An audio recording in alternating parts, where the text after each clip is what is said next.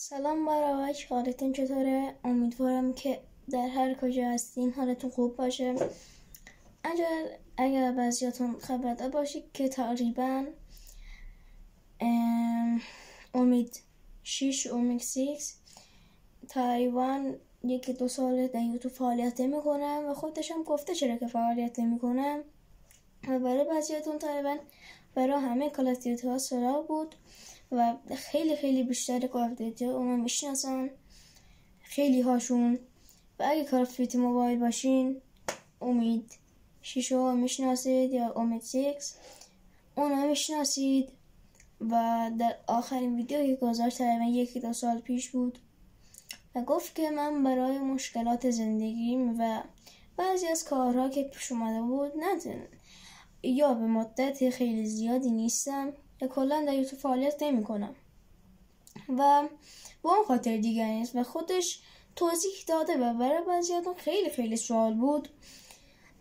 با اون خاطر من اومدم از اون یه دونه ویدیو گذاشتم، همین ویدیو یعنی که توضیح بدم چرا نیست. یکی از اسطوره های کال اف دیوتی موبایل یعنی امید 6 بود که خیلی خوب بازی میکرد و یکی از معروف ترین اسطوره های کال اف بود در ایران و الان هم داریم بعضی از اسطوره ها رو، مثل احمد لجند، علیزی، اگه اشتباه نگم مهزیار بنگ از دختران ملیکا دیوتی.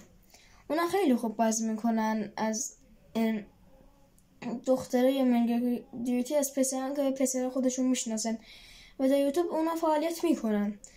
ولی امید 6 خیلی خوب بازی میکرد و یکی از گفتم که اسطوره ها بود و از در مشکلات زندگی پیش اومد و خودش هم گفته من برای خانوادم کار میکنم، یعنی به بابام گفته فکر کنم، من ندیدم اما توضیحاتش بهش هیچ کس کار نمیکنه، یعنی پول داردن امید 6 در میاره، یعنی به اون خاطر که در یوتیوب فعالیت دیگه نمیکنه. بعضیاتون میگین که کی هست یا بازم کال آف پلی میده اما به ما نمیگه یا هم به ما دروغ گفته.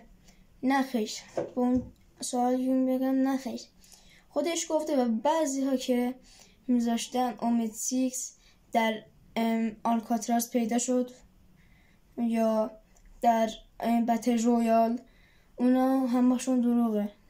خواهشم به اون ویدیو اینترنت خود را یا اینترنت خودت را اصلا به اون چیزا هدر ندین، چون دیگه امید 6 وجود ندارد. یا هم بعد از مدتی نمیدونم دیگه خیلیه که فعالیت نمیکنه یا هم دیگه اصلا فعالیت نمیکنه، من که میدونم اینجوریه. یا هم همه میگن به یه مدتی دیگه نیست، بعضی هم میگن دیگه امید 6 تموم شده. و من اومدم اینا رو بهتون بگم.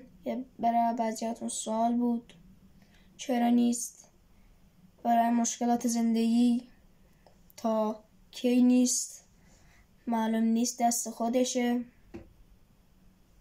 دست ما هیچی نیست. و تقریبا نمیدونم چند تا سابسکرایب داره، کاش که فعالیت میکرد، خیلی خوب بازی میکرد.